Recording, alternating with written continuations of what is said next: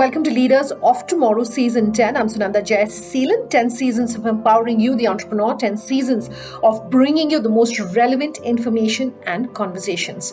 Tonight, a very special conversation with Devic Earth talking about the innovation that they're doing. In Hot Seat tonight, in our second segment, I'm in conversation with Sharad Kohli. He's talking to us about how and why small businesses should be planning for this new fiscal, especially when it comes to your taxes.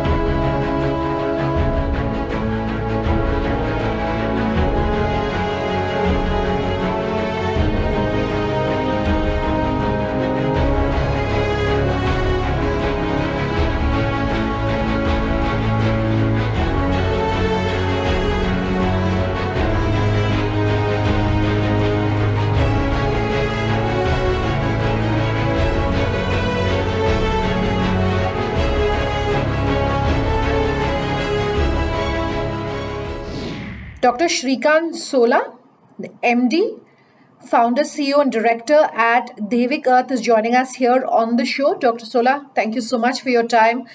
Before we come in, of course, talk about your business, your company, the technology, your innovation, etc., I want to talk about pulsed radio waves technology. I understand it's a game changer, particularly where pollution is concerned and something that is so critical and crucial for India today. What can you tell us on that? So pulsed radio waves for control of air pollution is a bit like Back to the Future. Pulsed radio energy or pulsed radio frequency energy was actually invented in 1971, so more than 50 years ago, but for use in treatment of water pollution. And it works really well. It was used to reduce pollutants from certain types of heavy industries and so forth. And then over time, as technology developed, other technologies came in place to replace that particular approach. Now, what we have done at Devic Earth is we have developed pulsed radio waves for the use of reducing air pollution. So moving it from water into the air, and that's been highly successful. The way it works is really quite simple. We are basically taking advantage of what happens in nature and speeding it up. And it works quite simply like this. Pollutant particles, what we call PM10 and 2.5, small microscopic particles that when we breathe go into the body and cause damage to the different organs in the body. These particles in nature actually will normally coalesce together, and now they're larger in size. And because of that larger size, they settle to the ground. So scientists call this depositing of these pollutants deposition, and it takes care of about 2/3 of pollutants in the atmosphere, dry deposition. If it happens with rain or snow, it's called wet deposition. Now, what pulsed radio wave energy does is it increases the negative charge on these small particles. So the result is like small magnets that we used to play with when we were in school. These particles now agglomerate much faster and they settle out a lot faster. Scientific studies done at IT Kanpur show the rate of this deposition is increased by about 6 to 7-fold. And that's the process. Now, the advantage with this approach is two things. One is we can do this using pulsed radio waves and the Wi-Fi spectrum. The second thing is that you can link these Wi-Fi networks together, our machines, just like a Wi-Fi network in a big building or even outdoors, to cover hundreds or even thousands of acres. So air pollution can be reduced across large areas very cheaply. So then let's take a step back, Dr. Srikant, and really talk about the genesis of Devic Earth. Where did it all start? Where did the idea come about? And also, you are a doctor by training. How did you as a doctor then move to becoming someone who's so passionate and involved when it comes to clean energy and clean tech and green tech? What can you tell us? Devic Earth is a green technology company. We specialize in plug-and-play air pollution control equipment. And our customers, usually heavy industries, cities, large buildings, large installations, they typically see pollution levels drop by 50% or more. And when air pollution is less, when the air we breathe is cleaner, what we see is that sick leaves go down by 11 to 13%. The air quality is better. And companies who have used this are able to advance their sustainability or ESG goals.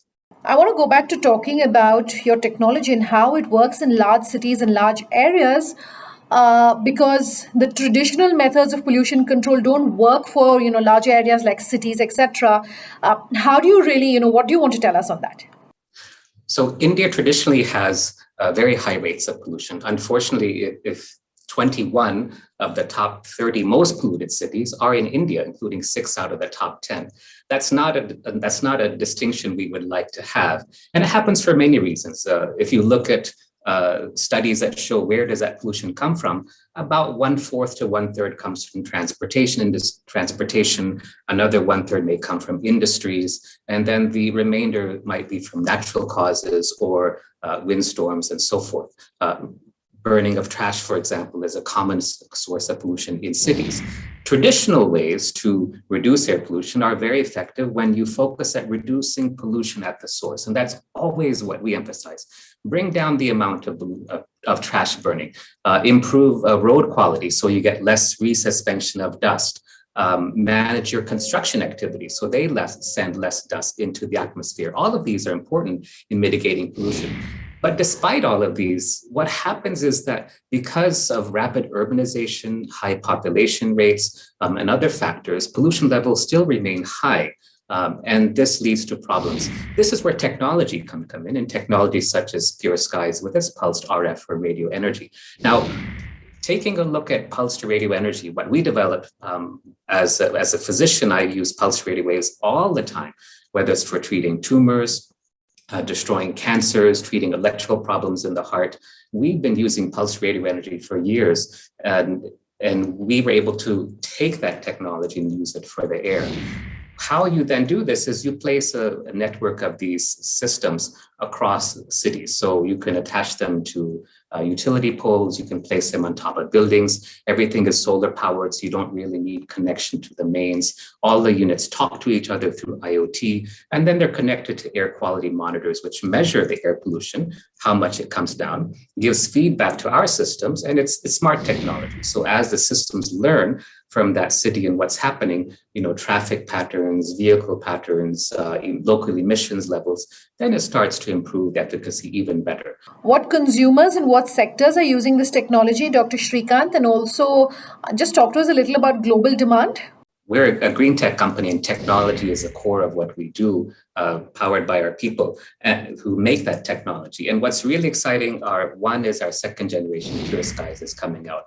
This is a double antenna system. So just like how two vaccines are better than one for COVID, two antennas are better than one when it comes to reducing pollution. The future is really exciting because in our product pipeline is a separate technology, a spin-off of our pulsed RF energy, which is actually able to reduce ambient CO2, the main greenhouse gas, by about 1/3 in the ambient air. That's amazing. That's more than any technology available. We're just working out how to capture that CO2 to make it commercially viable. So lots of tech, lots of good products coming down the pipeline for us. We've seen a huge demand from the heavy industries, places or companies where just as part of their production, as part of their operations, they create large amounts of pollution. They have certain technologies to reduce it, sure, but in some places it's impossible due to emissions or pollutants that come out as part of the operations.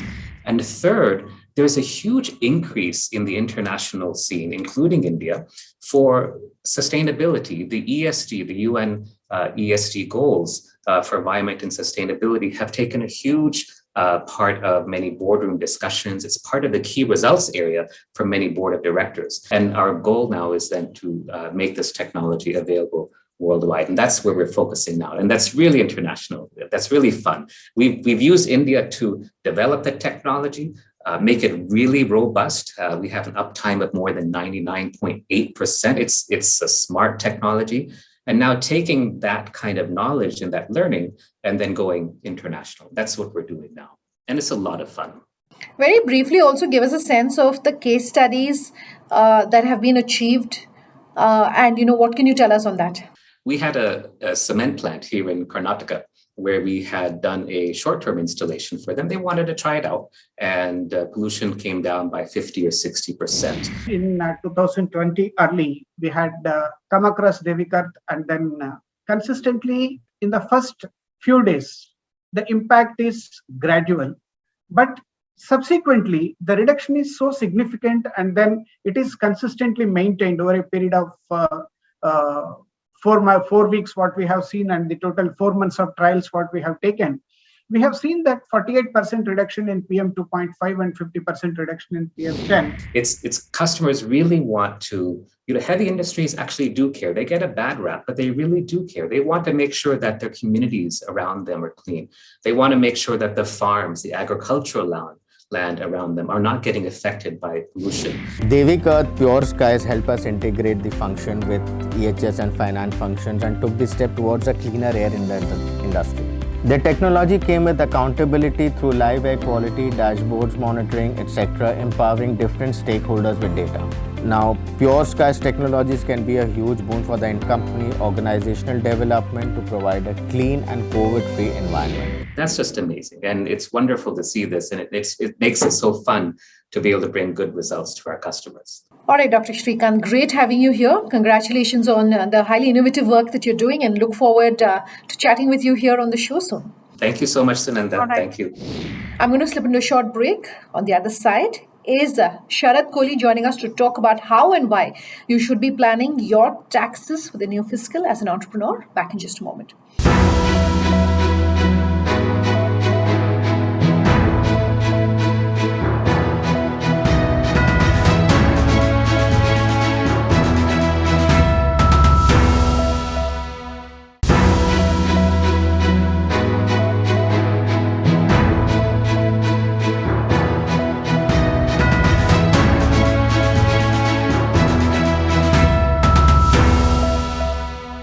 Welcome back with us here on Leaders of Tomorrow. In the hot seat tonight is an earlier conversation that I did with Sharad Kohli, talking to him about taxation and planning for taxes in the new fiscal for any entrepreneur listening. Sharad, thank you for joining us here on the Leaders of Tomorrow on the Wealth First segment. There's something called presumptive taxation. What exactly is that? How does that work, Sharad? Well, that is a facility, Sunanda, given by the income tax authorities to small businesses. In fact, the way ET now is promoting small businesses, likewise, government also has certain schemes, certain promotional, I would say, initiatives for small businesses. So when your turnover is under 2 crore rupees, and when you do not cross 2 crore rupees, you are allowed to not to maintain your books of accounts, but on a condition. And the condition is that you can simply file a form number ITR number 4 if you declare your turnover at 8%. Now this 8% is, I'm sorry, this 8% is if you're dealing in cash as well as you have digital transactions. If you have purely digital transactions, you can even declare 6%. But the care to be taken in this case is this facility is not available for brokerages, people having income from commission, brokerages, and so. All the other businesses can use this presumptive tax scheme. It's called Section 44AD. Remember the form? It's ITR number 4. Yeah. Okay. How does one, keep themselves updated with all the changes that are happening? For instance, you were just, giving us a very short masterclass in presumptive taxation, for instance. There are a lot of changes that are coming in for businesses, and along with keeping pace with the changes in their own industry, there is also knowing how the finances of the business run. For an entrepreneur who's watching, what advice do you want to give them about staying on top really of all these changes that take place? Well, there are only two ways. I find two kinds of entrepreneurs, Sunanda.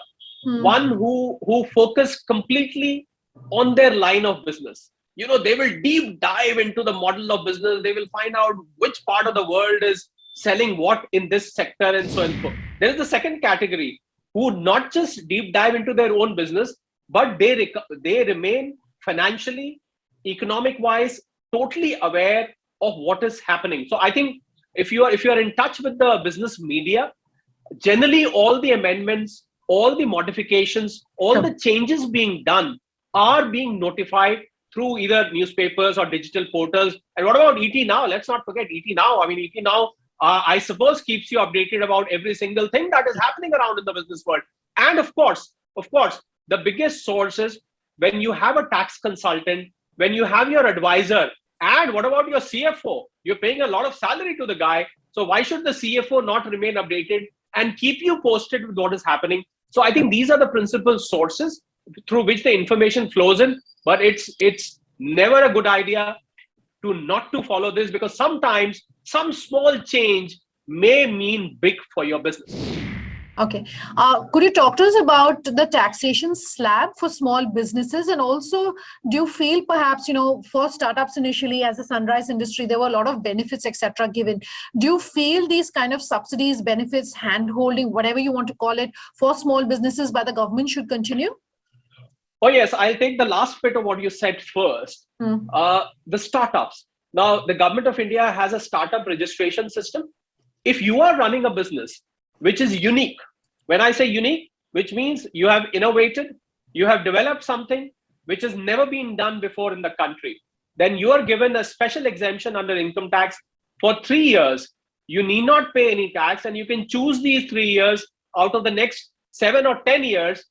The year where you had most profit, you can claim that exemption, but you need a recognition certificate by registering yourself on the startup portal of Government of India. And after registering, you get a certificate. And once you have the certificate in hand, you can use the certificate to claim your exemption. As for the proprietorships, as you remember, I discussed 4 ways in which one can carry on a business. Either you're a proprietor, you're a partnership, you're an LLP, or you're a company. Now, as for the proprietorships, you are allowed to choose between the old regime and the new regime. If people are aware, the new regime was introduced some time ago, where people could choose a regime where you forego all your deductions and exemptions, and you can be probably subject to a lower rate of tax. The tax, this starts from 2.5 lakhs to 5 lakhs, 5 to 7.5, 7.5 to 10, 10 to 12.5, and 12.5 to 15 lakhs. And the rates start from 5%. So it's 5, 10, 15, 20, 25, and 30. The maximum rates goes to 30. But a very important point which I would like to highlight here is that change of regime from old regime to new regime. Old regime was 5%, 20%, and 30%. Over 10 lakhs, it's 30%. Once you switch from old regime to new regime, you are not allowed as a businessman to go back to the old regime. So this is a very important thing which all the proprietorship concerns should keep in mind, that please do remember, you are not allowed to switch again and again. You can switch once from old to new, but you cannot go back to the old which means you can exercise the option of switching regime only once, and this is quite unlike the salary taxpayers and other taxpayers. The other important thing is what happens if you are a partnership. You are subject to 30% taxation. If you are an LLP, you're pretty much subject to the same rate of taxation. But if you are a company, I think this is very important. If you remember in 2019, there was a scheme introduced on 1st October that if you are a manufacturing unit and you are incorporated after 1st October 2019, your profits would be taxed only at 15%. Only at 15% if you forego certain deductions. Whereas the usual corporate rate, Sunanda, is 30%. So that was a huge advantage, that from 30% you were down to 15% if you were a manufacturing unit incorporated after 1st of October 2019. So this is what is to be kept in mind. And of course, there is 22% for smaller companies. I mean, the category of companies we are talking about, 22% and 25%. 30%, of course, is the rate for a usual company. For our small category companies, that is below 400 crores, I think 15%, 22%, and 25% is the rate they should be looking at. And the methods of tax planning, Sunanda, which I spoke about a little before, which is planning your expenses, using your corporate credit card, all of this applies to the companies as well. Despite several reminders and despite knowing when the cutoff date is for filing of taxes, Sharad, why do you feel so many businesses are delaying filing? And also, why is it crucial, in your opinion, to file taxes on time? Well, if you do not file, I mean, the answer to this question lies on the flip side, that if you do not file on time, you are subject to penal interest. You can be subject to penalties. Of course, in small businesses, in individual cases, there's a penalty under 234F, which applies to other returns as well. You have to pay that penalty. Plus, you are not eligible to take benefit of carry forward of losses which is in case you've got a loss, which you want to carry forward and use in the coming years. You will not be able to carry forward the losses apart from paying the penal interest, the penalties. That becomes a bigger, I would say, disadvantage to you because you're not able to offset those losses in the future years, which means you lose on taxes significantly. That is one aspect. Plus, suppose you have to file your returns for applying for a credit card, taking a housing loan, sometimes applying for a visa. And why to forget, Sunanda, if you are in for a refund, suppose the TDS in your case or probably the taxes paid are more than the tax due, you are in for a refund. I mean, refunds in income tax are very common. So if you're not filing on time, you are also likely to face a delay on your refund. And I think people struggle, they run here and they run from pillar to post to find out how to get the refund. So one of the reasons for not getting the refund is a delayed return. So please do keep in mind the deadlines. Do not delay your returns. Delaying the returns not only costs you money, it also costs you a lot of other inconveniences, I would say, which are pretty much avoidable. All right, Sharad, it's been interesting and very informative speaking with you here on the Leaders of Tomorrow. Thank you for your time. Pleasure.